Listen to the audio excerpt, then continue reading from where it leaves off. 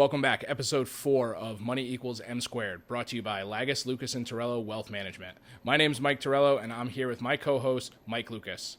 Today, we're going to talk about the importance of having a financial plan and what exactly it can be used to help solve. We're going to go over some different types of goals that clients use a financial plan to solve and how they can use that effectively to reach their goals. Anything that we go over today is going to be general in nature, and we're not going to talk about any specific products or specific recommendations for our clients. But Mike, before we get started with that, we had Trish Gormican from Gormican PC on last episode talking about some tips for taxes and filing and stuff like that. What'd you think about her and having her on? I think it was great. I mean, Trish does a lot in the community. She's local. Anyone needs questions, she can answer them pretty quickly. And, when it comes down to it, it's tax season. Tax season, we're in the full swing. You're getting your statements, your 1099s. So I think it was definitely something we should have brought in perfect timing.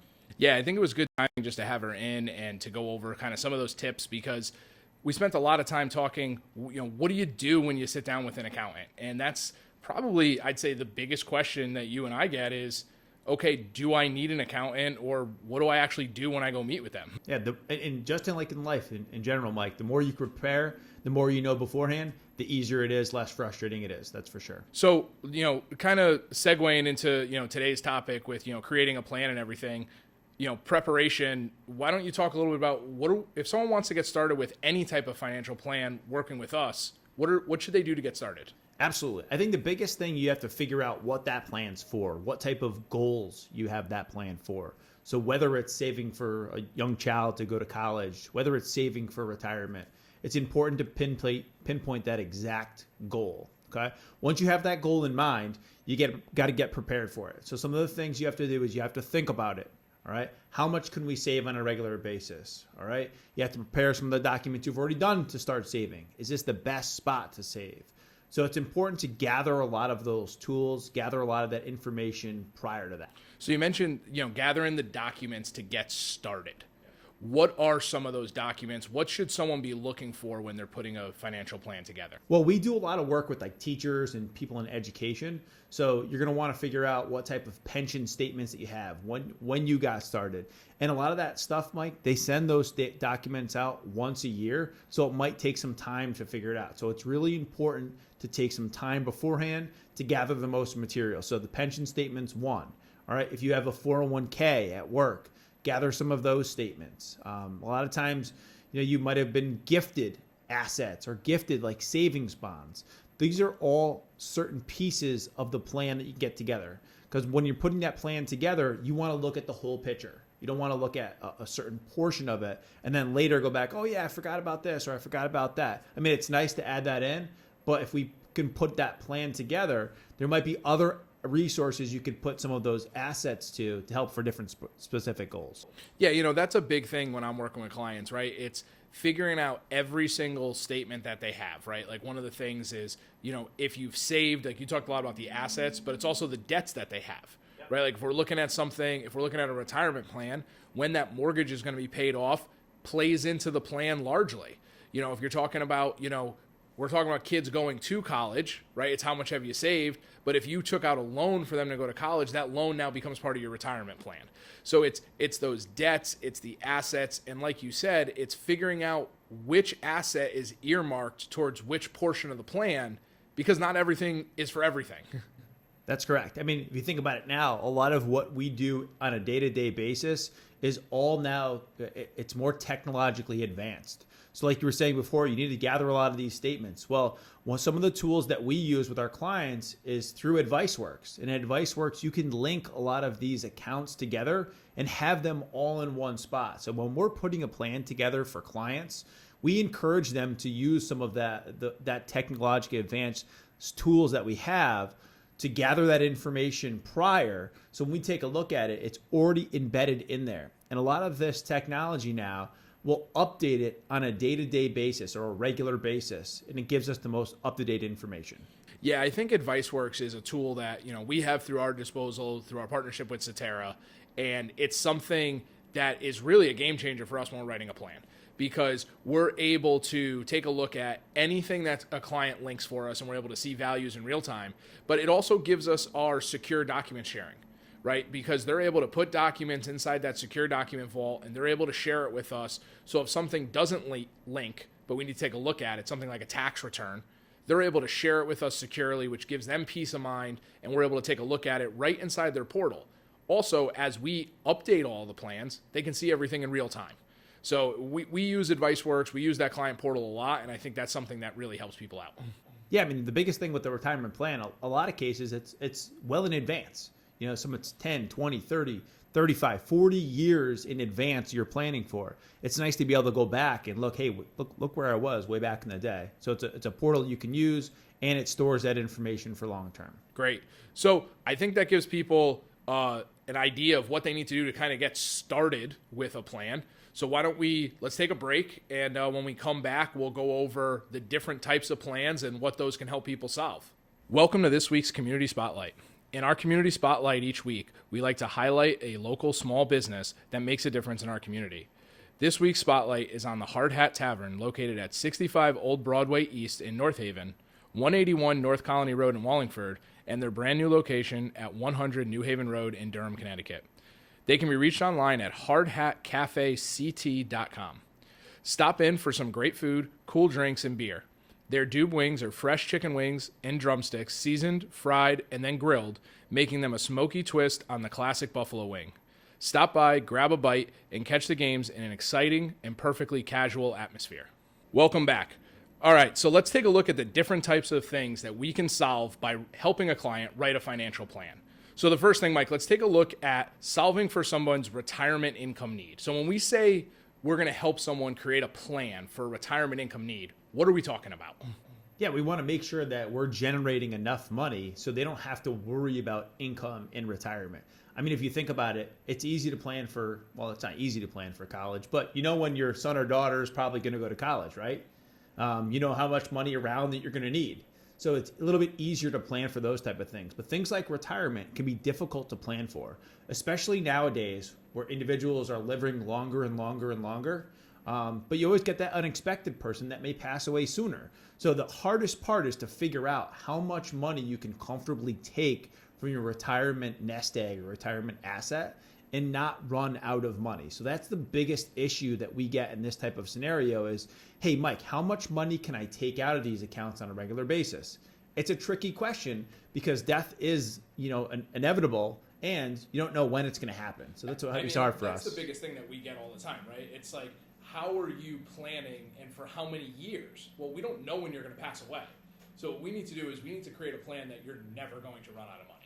Correct. And, obviously a lot of people, their plan is to pass along assets to friends or family or a different organization. Like we talked about last episode, you might want to gift some of that money away. So it's hard to plan for it, but it's important to be able to plan for those type of things. I think a plan is not necessarily complete. It's a roadmap to get you on the right track. I think it's important to update it, look over it on a regular basis. I think you said one of the most important things there is the plan is really just the roadmap. It's not the final version because people are living longer, like you said before. Some people are retired for longer than they worked, and we need to help them create a paycheck that they're never going to outlive without earning any more money, and they earned everything during their working life. So it's definitely a moving target that's going to move throughout their lives, and there's going to be a lot of factors that we take into play, things like Social Security income and inflation and stuff like that. So why don't you talk a little bit how that plays into the plan and things we're looking at? Absolutely. I mean, if you look at inflation, even just last year, it was upwards of 8, almost 9%. So you have to create that extra income in that portfolio to be able to make sure that money lasts longer. Because, $10 in groceries this week is probably going to be $13 or $14 next week.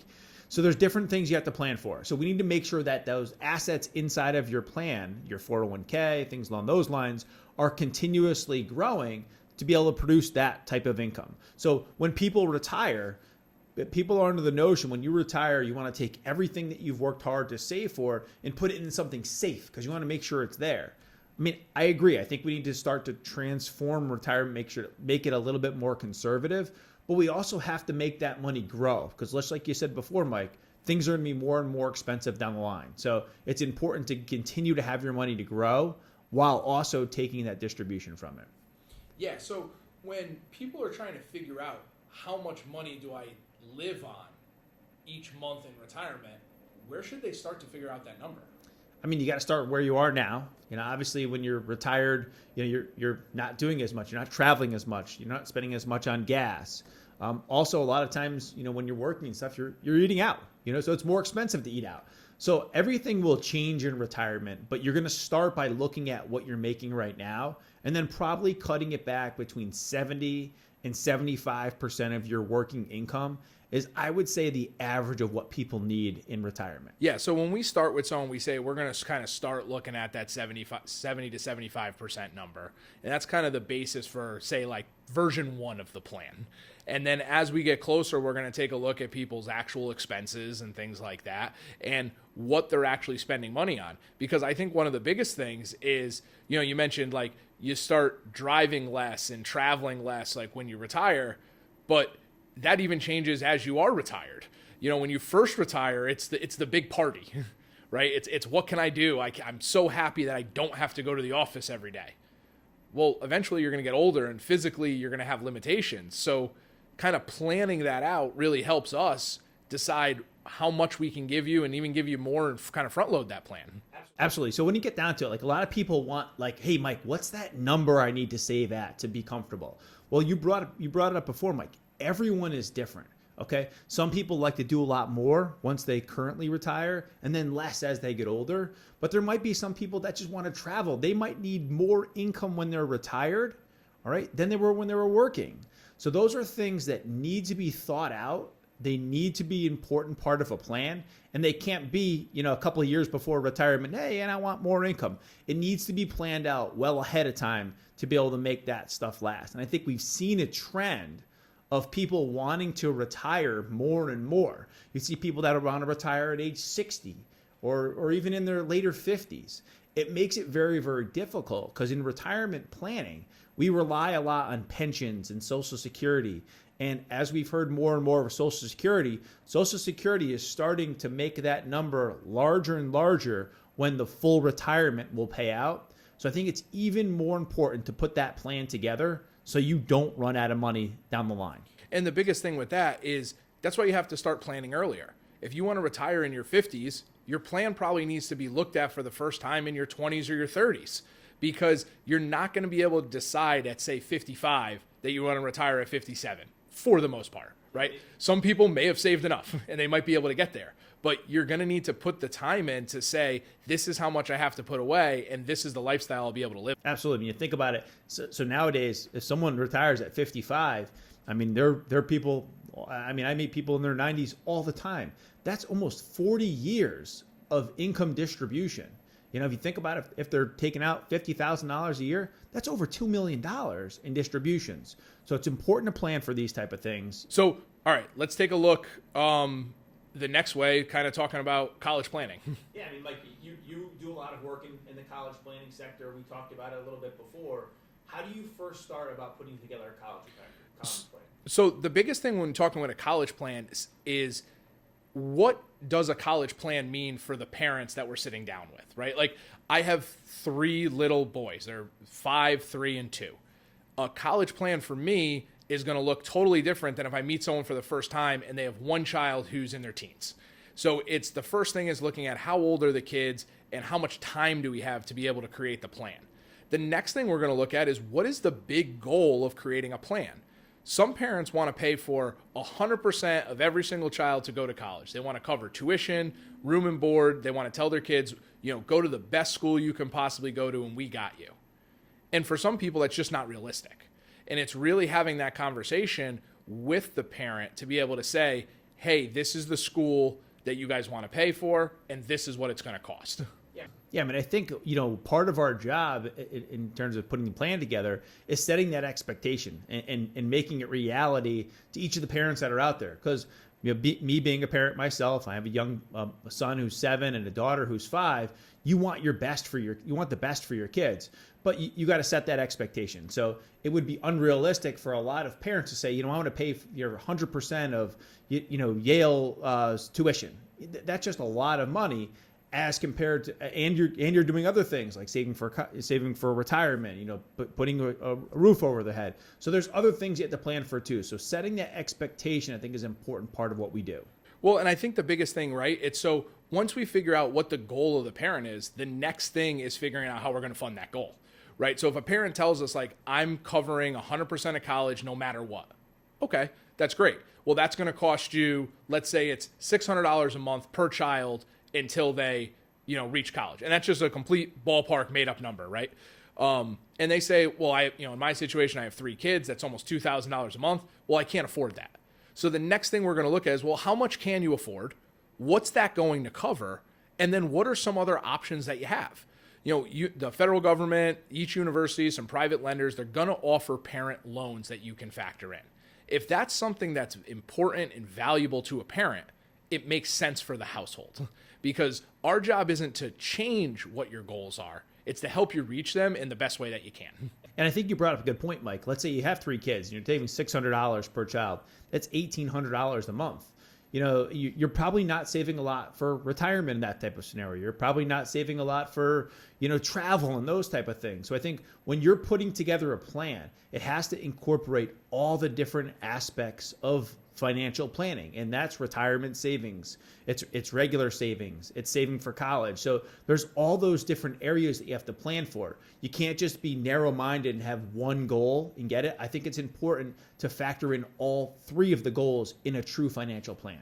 Yeah, I mean, when we're looking at the plan, right, just like you said, college is just going to be a part of it, right? Because you're talking about one household with one budget, and that has to accomplish all the goals. So it's really figuring out, what's the most important thing. And I think the biggest thing with college, you said this kind of at the beginning, it has a finite time when it's going to happen. You have a pretty good idea what it's going to cost because it's pretty, you know how long it's going to last for. And you can start saving and kind of make that decision. Retirement's more of an open-ended thing. And I think just working the 2 plans together is something that can really help a household. Absolutely. Now, just one quick question that a lot of my clients always ask is, well, Mike, what if my son or daughter doesn't go to school? What happens with that money? So that's a big thing that we work on when planning. So some plans are very restrictive where the money needs to be used for college. Other plans, it should be used for college or you'll end up paying some type of penalty to not use it. And some other plans, it doesn't matter what you use the money for.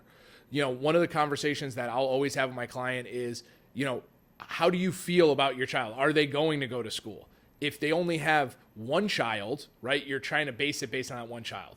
Most plans, if you have multiple children, we can kind of change who the beneficiary is on the plan. So they're able, if you have multiple kids in a household, we can figure out who that money's used for. But sometimes it's inevitable that to take the money out, you're going to end up having to pay a penalty if nobody went to college in the house. So it's more of just having that conversation on the front end and letting the client tell you what they really want that money to be used for. Because for some people, saving money for college is great, but they also want to save money for other things. They want to have their kids be able to buy a house or start a business or pay for a wedding, which are all equally as expensive. I think you brought up a good point there, Mike. You got to take the penalty to get out of it, but it's still money that family has saved in that account, and it probably would have been better off, than them spending it. So even if they have to pay the penalty on it, it still makes sense. Yeah, absolutely. I think that's the biggest thing is, you helped someone put money aside. The money's for the kids. If it's earmarked for the kids, they're probably going to use it for their kids in the future, and that's the important thing. Moving on, past college planning and stuff like that. Some of the other things people come to us with is just kind of saving money for the in-between time, right? We talked about college kind of has a finite time. Retirement's going to probably happen in your 60s for most people.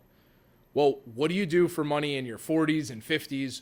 What could you need money for, and how can we help people plan for that? Yeah, that's I would say the biggest downfall that I see when I'm sitting down with someone who's in their 30s or 40s or even 50s. A lot of people, they have money saved for retirement. If they have kids, they may have some type of college savings plan or some type of UTMA account for the kids set up. But it's that intermediate term, the lump sum of money to fix certain problems or to buy a car. I see that as one of the needs that a lot of people just miss out on. And I think it comes down, they don't have a plan for it. Yeah, I mean, we talked in, episode 1 a lot about, budgeting and debt, right? Where we see a lot of people go into debt is major repairs on their house, 10 to 15 years after they bought their house because they haven't saved up anything other than paying down on their mortgage and putting money towards retirement. Absolutely. And I think what a lot of people try to do is they sock away money in a savings account. And for something that's an intermediate term savings, something that's 5, 10, 15 years down the line, I think they can do a lot better by reworking some of those assets into, let's say, non-retirement accounts that they can have access to, without any type of liquidity limitations and still potentially get a better rate of return on. Yeah, so one of the biggest things, that kind of goes down to, like we talked a few episodes back about budgeting, right? It's really looking at how much are you going to need this year? How much you're going to need, right? How much might you need in the next few years? And then the rest of the money, we could take a look at trying to get them a little bit better rate of return. Absolutely. I think just so people know, there is something in between a savings account and investing for retirement and mutual funds and things along those lines. And the best way to do that is to create some type of non-retirement account that they can access for a lump sum of money, and they can save into it on a regular basis. Yeah, and I think the biggest thing, we're touching on a lot of things and we're moving relatively quickly through this, but the most important thing is to sit down with us, right? You sit down with us, we're able to go through a plan, see what's right for you. Because each individual person is different, everyone's time frame is different, their goals are different. So it's so important to take a look at that plan for you to see what makes the most sense. Absolutely. Now, we've touched on 3 plans so far. We talked about retirement income, college planning. We talked a little bit about just general investment savings. The 3 that I think we don't see the most are planning for life insurance, any type of long-term care, or like disability insurance. So Mike, tell us a little bit of what you need to do to plan for these type of things. Yeah, so life insurance, long-term care, and disability are 3 things that people just don't want to talk about, right? When you're talking about life insurance, you're talking about planning for your spouse or your loved ones passing away. It's just a conversation that people don't want to have. Long-term care is someone ending up, for the most part, in a nursing home or needing some at-home care. And disability is planning for someone not to be able to go to work and earn their income every day.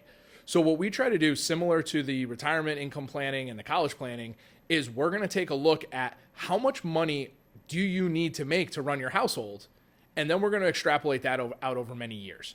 So with life insurance, what we're really trying to do is we're trying to replace as much income as possible if someone were to pass away, and we're also trying to take care of as many debts as we can. With disability insurance, it's the same thing, but instead of you passing away, you just can't go to work. So if you're used to bringing in, a $75,000 a year income and you can't go to work and your household needs that money to survive, we need to find a way to have a plan for you to be able to recreate that income when you're no longer working for however long that lasts for, which flows right into what a long-term care event is. Long-term care events, most people think of long-term care insurance to cover you if you end up in a nursing home or an assisted living facility when you're older. But we've seen it many times happen with people that are younger and still working, whether it be through an accident or a traumatic event. And that insurance can help pay those bills so you don't have to eat up your retirement accounts and that other savings that you have. Makes sense. Now, Mike, let's bring it back a little bit. What age should someone start to plan for these type of goals? Let's first start with life insurance. Yeah, so with life insurance, I always say it's going to be one of 2 major events in someone's life where someone's now relying on their income other than themselves. So for me, I like to start with my clients either when they get married and they now have a spouse that's relying on their income, or when they have their first child and that child is now relying on their income, whether they're here or not. Okay, so most people think about life insurance, they think about, when you get older and die. And a lot of people look for life insurance when they get older because they want to be able to leave a legacy. So what you're saying is that's not the case. They should probably do it a little bit earlier. Yeah, I mean, leaving money behind when you do pass away at an old age is a goal of a lot of our clients because it helps to leave a legacy. But with life insurance, it becomes harder to qualify for as you get older because the reality is we all know we're going to pass away at some point. We just don't know when that is. The likelihood of it being sooner increases as you get older, which also means that it's going to get more and more expensive as you get older as well. Also, you want to take care of it when you're younger because, yeah, younger people pass away less, but we don't know what we don't know. And the last thing we'd want to see is a family or a child unprotected, where a family would now have to come up with some additional money that they just don't have. So we talked a little bit about life insurance and putting a plan together. Is this just a one time you do it when you're younger and it's good to go, or should it be reviewed? Should it be updated? And then when should it be updated? How long? So life insurance, similar to the other type of plans that we talked about, should be updated regularly. Any type of life event that changes should bring an update to your life insurance plan to make sure that it's up to date. So some of those changes that we look for are significant changes in income, the addition of a child, if you buy a new house, anything that changes your financial situation where it would change how much money your family would need if you pass away, kind of triggers, hey, we should take a look at your life insurance plan to see if you're fully protected. Makes sense. Okay, so let's move next on to long-term care. Traditionally, most of the time you don't get started with that when you get married or have first child. So when do you start looking into long-term care? Most people start to look at long-term care insurance right around the time that they're getting retired. Because most people, like I said before, are thinking of long-term care insurance to cover them should they end up in a nursing home or an assisted living facility later on in life. So my biggest thing when I'm working with a client, anytime that they're getting ready to retire, that's when I'm mentioning long-term care. So the first time we start that, hey, retirement's real, long-term care becomes part of the conversation to really take a look at it. So that way, again, it's affordable and we can get it in place.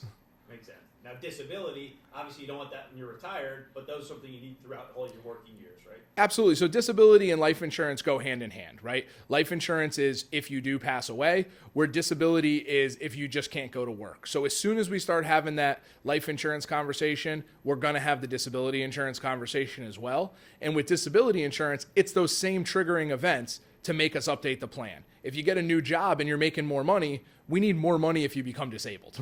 Makes sense. Great. So I think we went over, a lot of different plans today and stuff like that. Mike, you've shared a lot of information on the retirement income plan and what that can really help protect. Was there anything else, we should have said there? No, I think the retirement plan, the income plan, it's just variable. Everyone's situation is different, and it's important to sit down and plan with it. And it could start day one of when you're working, and it needs to be updated on a regular basis. Yeah. So, with college planning, same thing. We got to figure out, as soon as a child's born, right, what's the parents' thoughts on college, so that way you can get a head start on it, and then really adjust for what type of school do you want to plan for and everything like that as they're getting older. And we see our kids grow up every single day. Some days it's like, oh, there's no chance this child goes to school. But there's other chances like, oh, man, she's already thinks she's in school. So, yeah, it updates and changes on a regular basis. Absolutely. And then I think, the other stuff, talking about, saving for that investments, in between, and then really protecting yourself with insurance are just things that a lot of people don't take a look at. And it's important when you're doing a full financial plan for someone to really take a look at what's important. Agreed. Great. So I think, that gives people a real good idea of, why it's important to have a financial plan and everything like that. This wraps up, episode 4 of Money Equals M Squared. You can check us out on Instagram at Team LLT or online at lltwm.com. Thanks. The views and opinions expressed in this episode are not necessarily the views and opinions of Cetera Investment Services. Any recommendations mentioned in this episode are meant for educational purposes only and should not be construed as advice or personal recommendations.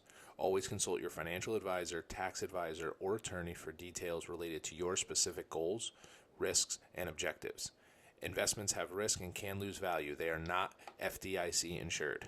The situations presented are hypothetical to illustrate key topics and should not be construed as actual client situations or experiences. Lagos, Lucas & Torello Wealth Management operates under Cetera Investors and is responsible for the production of this show. All views and opinions are solely that of Lagos, Lucas & Torello Wealth Management. You should always obtain a prospectus when available prior to investing to know your risk, costs, and fees associated with the investment. The advice and strategies presented today are general in nature and should not be used in your planning until you consult with your attorney and CPA on your specific situation. Cetera Investors is a marketing name of Cetera Investment Services. Securities and insurance offered through Cetera Investment Services, LLC, member FINRA SIPC. Advisory services offered through Cetera Investment Advisors, LLC. Cetera is under separate ownership from any other named entity. 127 Washington Avenue, 2nd floor west, North Haven, Connecticut 06473, phone number 203-239-4545.